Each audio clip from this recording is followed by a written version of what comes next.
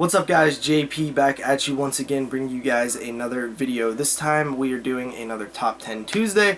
This series in which I count down my 10 favorite films within a specific theme or concept. So this time we're doing vampires, and this list was actually really hard to make. I didn't realize I really liked as many vampire films as I did. I also didn't realize that I hadn't seen a lot of films that people consider some of the best vampire films ever made. So chances are, if you see this list and you're like, where's this one, it's probably because I haven't seen it. So let's get into this list. Coming in at number 10, we have Dracula Has Risen from the Grave. I have it in a little 4-pack here. This is a Hammer horror film. It's actually the only one that I've watched out of these 4, but I actually really enjoyed it. It actually made my top 10 horror films of 1968, probably around number 6 or so.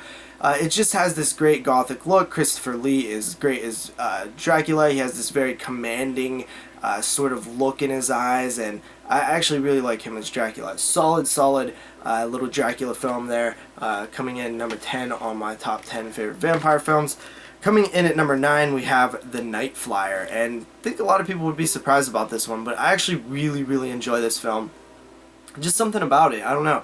I watched it a few years ago and I really liked it. Was fortunate enough to pick it up on VHS here. It's just a different kind of vampire film.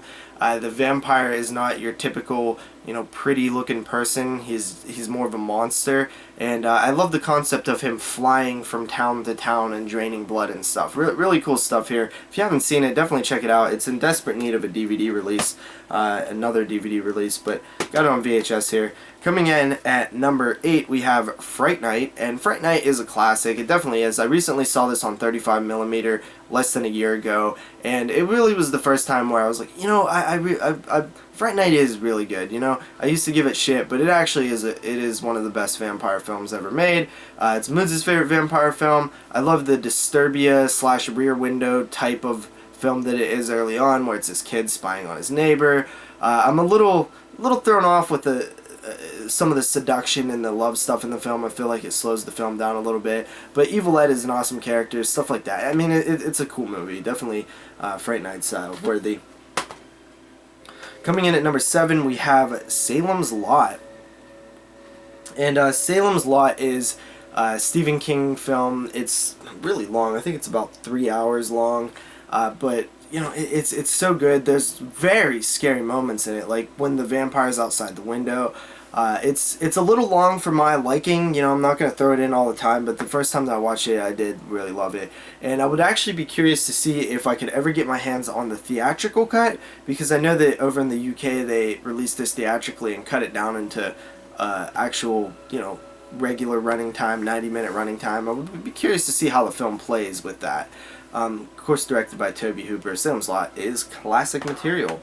Coming in at number 6, we have The Vampire's Lovers, and this is one of my favorite releases by Scream Factory. I had never seen this film before, never heard of it, and I watched it about 3 times now, and I actually really just like this film a lot. I mean, it's Hammer horror. There's like sexy women. There's a lot of boobs and lesbian stuff. It's just, what's not to like about this one? And really, the special features on this, the interviews and stuff, it kind of made me like the film even more. So The Vampire's Lovers, I would definitely suggest checking it out if you never have. It's just one that I'll probably go back to a few more times. Something about it just kind of grabs my attention. Breaking into the top 5, we have 30 Days of Night. This is one that I've watched a handful of times when it came out. I haven't seen it in a long time, but at the time when I watched it, I just loved the look of it. The snow and the blood and the feral vampires that were not your typical vampires. They were more animalistic, and they spoke that different language, and it was just a well done movie. I just very much enjoyed 30 Days of Night. I love the concept too. Alaska where it's night, no sunlight, vampires everywhere. Really solid stuff there. Coming in at number 4, we have From Dusk Till Dawn. Of course, you gotta have From Dusk Till Dawn. I recently just watched this one a couple days ago, and it's just as good as I remember. Maybe I'll save it for the 1996 show that we're going to be doing here coming up for the podcast. Actually, the next episode might even be out by the time you see this video. But yeah, From Dusk Till Dawn, it starts out as a crime drama film and turns into a horror film. Really cool stuff. I love the early stuff, you know, I love the vampire stuff. It's just a very Quentin Tarantino, Robert Rodriguez film. It's very good. Breaking into the top 3, we have Near Dark. Of course, you gotta have Near Dark. Near Dark is classic material. Near Dark I just recently seen on 35mm, and it was awesome. It was actually the highlight of watching all 4 of the films that I seen. It was cool to see, man. And they played it last, so the sun was starting to come up as the film was ending. You could see just the very glimmer of sunlight sort of poking over the hills and stuff. It was just a great atmosphere. I love Near Dark. Near Dark is such a fun vampire film. The bar scene is great. Bill Paxton, Lance Henriksen. It's kind of a love story as well. By the way, this cover is garbage. But you know, I think they was trying to capitalize on Twilight a little bit. But very solid stuff. Near Dark.